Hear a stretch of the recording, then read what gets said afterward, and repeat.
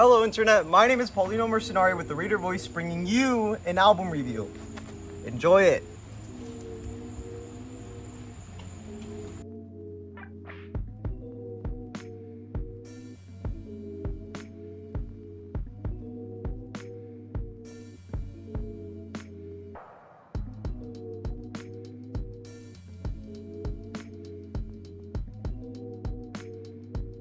Alright, let's make sure this works.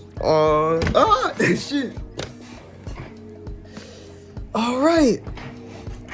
Hey everyone, my name is Paulino Mercenari, and I'm gonna be bringing you an album review of Gorillaz' latest project, Song Machine Season 1, otherwise known as Strange Times. Now, if you aren't familiar with Gorillaz, they are considered to be one of the world's first virtual bands, created all the way back in 1998 by musician Damon Albarn. He's famously known for being the lead singer and lyricist of the rock band Blur and artist Jamie Hewlett.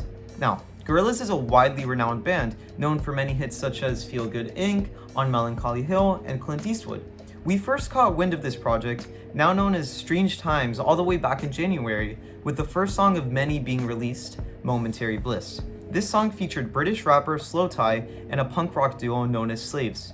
The song in and of itself is honestly an absolute banger. With the influence of Slaves and Slow Tie, it actually has major punk influences.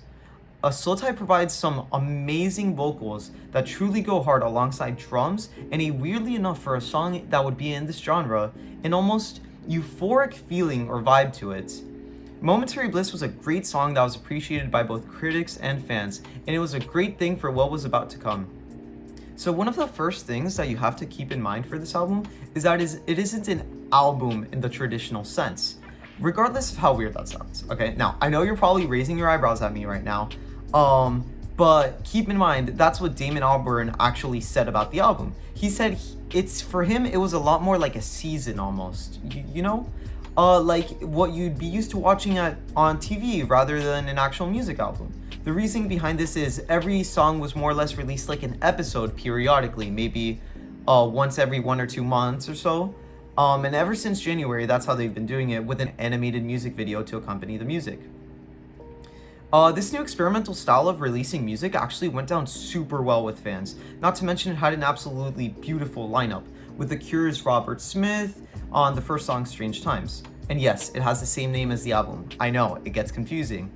To renowned experimental rapper JPEG Mafia, who is personally one of my favorite artists, by the way. He actually went completely out of his comfort zone, it felt, in this new song that he produced with them. It's called MLS, and it was accompanied by the Japanese rock band Chai. Many other artists make appearances, as every song has at least one feature.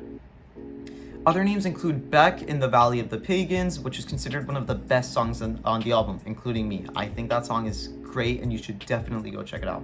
And even Elton John made an appearance in another song called The Pink Phantom. Elton mentioned on an interview that he did it because he himself was a huge Gorillaz fan. There's so many more names to mention. I mean, like Schoolboy Q, the late Tony Allen, Earth Gang. I mean, you get the point by now. And well, thanks to this episodic release of tracks, this isn't like anything Gorillaz had ever really done before. And by that I mean there isn't really a sequence that they follow. The tracks aren't meant to be listened to in a certain order or anything like that, which was a very similar occurrence in a lot of Gorillaz' previous works and how a lot of other artists handle it. They want you to listen to it in a certain order. Their songs are all supposed to sort of complement each other and build up to kind of produce this one big feeling, or they kind of want to set a setting. That's not what Strange Times was really trying to accomplish. Instead, it kind of gives me more of a sort of like an individual kind of like bop or club feeling, where any song on here feels like it could be its own single. The point I'm trying to make is that this truly feels like one of Gorillaz' highest quality projects to date, even rivaling that of Plastic Beach and Demon Days, for example.